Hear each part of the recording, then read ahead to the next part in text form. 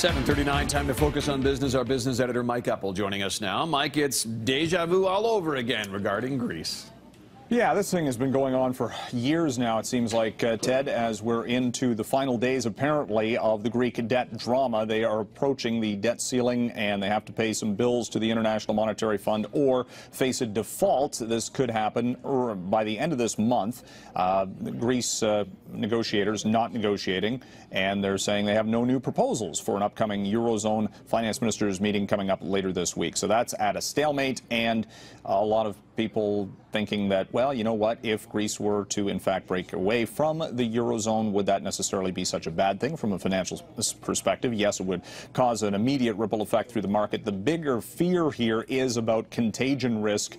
If Greece backs out, then do the speculators hit the debt issues in places like Italy or Spain? And that could be a much larger problem. So under that scenario, we've got the markets opening lower for a third day in a row on Wall Street, and a slightly lower start to the trading day on Bay Street as well. Price for oil, it is just below the $60 per barrel threshold to start the day for WTI crude, trying to snap out of a three-day slide. We've seen a little bit of pressure in the near term on oil.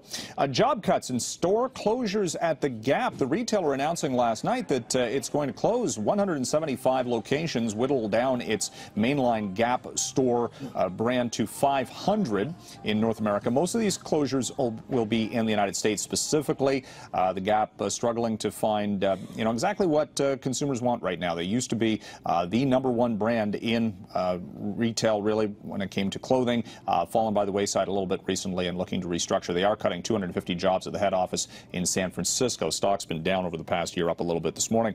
Boeing winning big at the Paris Air Show. An $11 billion order for Boeing 737 jets from a Dutch-based leasing company. This is important because both Boeing and Airbus have inked some deals at that Paris Air Show. The Bombardier sales group still looking for their first new order for the C Series, which want to get that order book up to about 300. They're about 60 below that right now. Ted, back to you.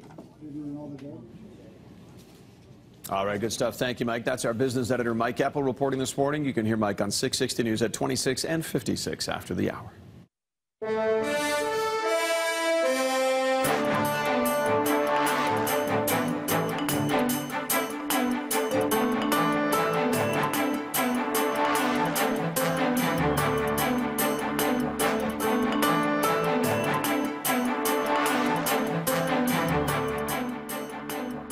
BT's Market Report is brought to you by 660 News.